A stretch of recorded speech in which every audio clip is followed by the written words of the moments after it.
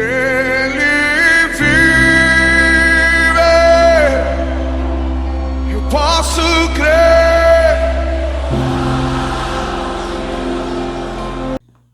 A paz do Senhor, que a paz de Deus esteja sobre a sua vida e que o Espírito Santo esteja na nossa direção. A gente já gravou um vídeo sobre a igreja de Corinto. Agora a gente vai dar continuidade. Uma igreja de muitos dons, mas carnal. Este é o segundo ponto do primeiro tópico, que o primeiro tópico, o tema é os dons não são para elitizar o crente. A gente fez um vídeo gravando sobre o primeiro ponto, que fala sobre mais a localização geográfica da igreja de Corinto. E no segundo ponto do primeiro tópico, a gente vai ver, analisar, estudar junto, aprender junto, para nossa edificação. É uma igreja de muitos dons, mas carnal. Primeiro ponto, a igreja de Corinto é uma igreja que tem muitos dons, mas Paulo vai retratar ela como uma igreja carnal. Talvez você se pergunte, mas como pode uma igreja com muitos dons ser carnal? É como eu mencionei na última aula, eu recomendo para você assistir de maneira sistematizada, que a igreja de Corinto ela tinha dons, porém estava sendo usado, os crentes da igreja de Corinto estavam usando para o seu próprio ego, para o seu próprio prazer. Vamos avante. Temos como ponto central os dons para a edificação do corpo de Cristo. O seguinte, os dons do Espírito concedido por Deus à igreja de Corinto, quando eu leio este ponto, eu me lembro e me entristeço, porque parece que muitas pessoas esquecem isso. Parece que, é como Lutero falou, Martinho Lutero certa vez estava pregando, e para os camponeses, e os camponeses diziam assim: Lutero, por que você prega para a gente a mesma mensagem todos os dias? Lutero pegou e disse aos camponeses: é porque eu tenho que pregar esta mensagem todos os dias, porque vocês se esquecem. E parece que muitos crentes hoje em dia esquecem que o dom do Espírito Santo não procede de homens, procede de Deus. Sabe quando é que um homem pensa que tem controle sobre os dons do Espírito Santo? É quando ele levanta a mão e diz assim: Senhor, dá dom de cura para esse cidadão aqui, dá dom de profetizar para esse cidadão aqui, de maneira individual e não para a igreja no todo, mas de maneira individual. Isso se torna antibíblico. Por quê? Porque o Espírito Santo é quem distribui os dons de acordo com o desejo de Deus e não de acordo com o desejo dos homens. Então, a gente tem que entender e ter que fixar isso na nossa mente, que nenhum dom é dado por homens, mas por Deus. Tinham por finalidade preparar e santificar. Os dons do Espírito Santo na igreja de Corinto tinha a finalidade de preparar e santificar. A palavra é muito concisa em dizer e fixa em dizer que o processo de preparação vem por intermédio do Espírito Santo. Qual é a função de um ministro, de um pregador, de qualquer crente na igreja?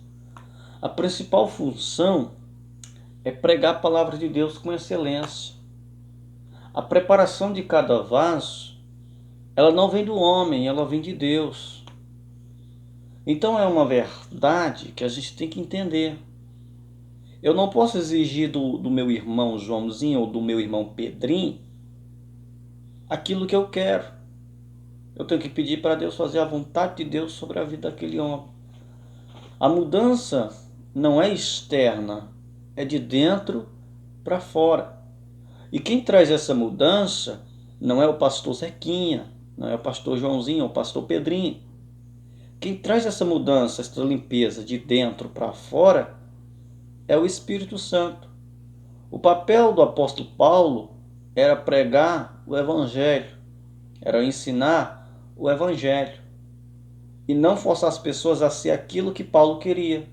Ele apenas pregava e ensinava, e o Espírito Santo transformava aqueles que criam na pregação que Paulo transmitia. Mas Paulo não forçava, o Evangelho não é algo forçado, o Evangelho é algo de amplitude. O crer vem pelo ouvir a palavra de Deus. Então o Espírito Santo tem a finalidade de preparar e santificar. O porquê que muitas igrejas estão indo de mal a pior? Por causa que pensa que o processo da santificação é eu obedecer à voz do pastor Joãozinho, do pastor Pedrinho. Não é. A santificação, ela vem por obras que glorifiquem a Deus.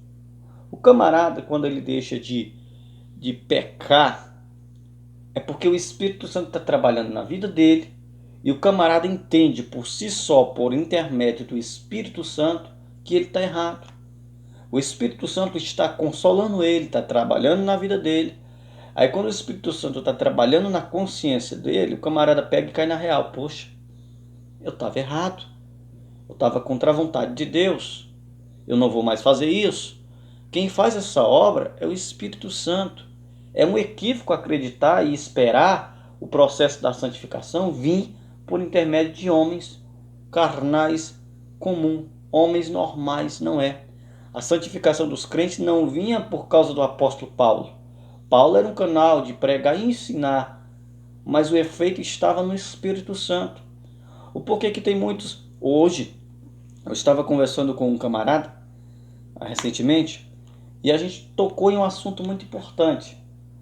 Antigamente a gente tinha poucos pregadores, mas muita manifestação do Espírito Santo. As pessoas se entregavam ao Evangelho de maneira livre, porque o Espírito Santo estava agindo no meio da pregação. Eu poderia usar alguns heróis da fé, como Martinho Lutero, como John Wycliffe, John Hus. Esses homens pregavam e o Espírito Santo transformava o coração das pessoas. Hoje, nós temos muitos pregadores e pouca obra do Espírito Santo. As coisas inverteram. Então a gente já aprende nesse ponto, que a obra da preparação e santificação não é algo do homem, é algo do Espírito Santo. Sabe por que o camarada confessa a Cristo em um momento emocional e depois se desvia? Porque a mensagem foi algo do homem, algo humanista demais. E o Espírito Santo não é humanista, o Espírito Santo é divino, é Deus em sua totalidade. Nós não podemos controlar o Espírito Santo, é Ele quem age nas nossas vidas. Aí vem aqui, a finalidade é preparar e santificar. Para quê?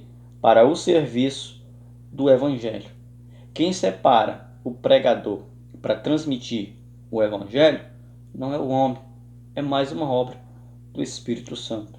A proclamação da palavra de Deus naquela cidade, em Corinto, o que aconteceu? O Espírito Santo estava preparando a igreja, santificando a igreja para o serviço do Evangelho. E tudo isso por intermédio da proclamação da palavra de Deus naquela cidade. Onde existe a preparação do Espírito Santo, existe mudança. E a igreja de Corinto era uma igreja que estava assim desgarrada no erro. Mas o tempo, o processo do Espírito Santo preparou aquela igreja para pregar o Evangelho com excelência. Todavia, além de aquela igreja não usar corretamente os dons que recebera do Pai, tinha em seu meio divisões, inveja, imoralidade sexual e etc. Aquela igreja recebeu os dons, mas essa igreja estava dentro, entenda, essa igreja estava dentro do processo da mudança. O processo não é mágica. O processo não é assim, como estalar de dedo. O processo exige um tempo e essa igreja de Corinto estava dentro de um processo. Se eles já receberam o dom, é porque eles creram na mensagem. Muito bem, receberam o dom. Porém, dentro dessa igreja, tinha em seu meio divisão, inveja e imoralidade sexual. Então, mesmo crendo em Cristo e tendo os dons, eles tinham divisão, inveja, imoralidade sexual e etc. Mas por que essa igreja tinha esses erros? É simples, porque ainda estava no processo. Dentro do processo, por mais que você tenha uma ideologia certa, você vai cometer erros. Por quê? Porque você está dentro do processo. Na igreja de Corinto, eu estava dentro do processo. É por isso que Paulo vem para que este processo seja saudável. Paulo vem para ensinar sobre como deveria ser usado os dons do Espírito Santo. Ele traria um ensino, uma eclesiologia para o corpo de Cristo. Não podemos condenar a igreja de Corinto porque ela estava em um processo. E o processo, como eu já falei, não é do dia para a noite. Sabe por que muita gente faz julgamento precipitado? Porque não entende o processo, só quer o resultado. A gente tem que entender que no meio do processo de cada crente, a gente não vai encontrar perfeição, a gente vai encontrar erros e falhas. Porém, com o tempo, a gente vai ver os frutos. Por quê? Porque o Espírito Santo continuou agindo dentro daquele processo. Aí você me pergunta, como pode uma igreja evidentemente cristã ser ao mesmo tempo carnal e imoral? Por isso Paulo a chama de carnal e imatura. Era uma igreja que tinha os dons e estava dentro do processo, porém era carnal e imatura. 1 Coríntios 3, verso 1 e 3. Por que igreja imatura? Uma igreja que ainda não está preparada e nem crescida. Por quê? Com início e começo do processo. Então a gente tem que entender a realidade da igreja. Nem toda igreja vai estar 100% perfeita. Porém, se ela está batalhando e trabalhando e esperando a ação do Espírito Santo e agindo de maneira correta, com o tempo vem os frutos. Com este relato, aprendemos que as manifestações espirituais na igreja local não são propriamente indicadoras de seriedade. Nem sempre a manifestação de um dom representa seriedade. Sabe o que eu vejo hoje? Uma idolatria referente aos dons. A pessoa idolatra tanto determinados dons que esquece até mesmo do próprio valores e princípios cristãos. Valoriza tanto o dom, um exemplo, valoriza tanto um dom de profetizar que esquece de amar o próximo. É por isso que a gente precisa de uma disciplina a respeito dos dons. Igreja imatura porque ainda não cresceu, não amadureceu.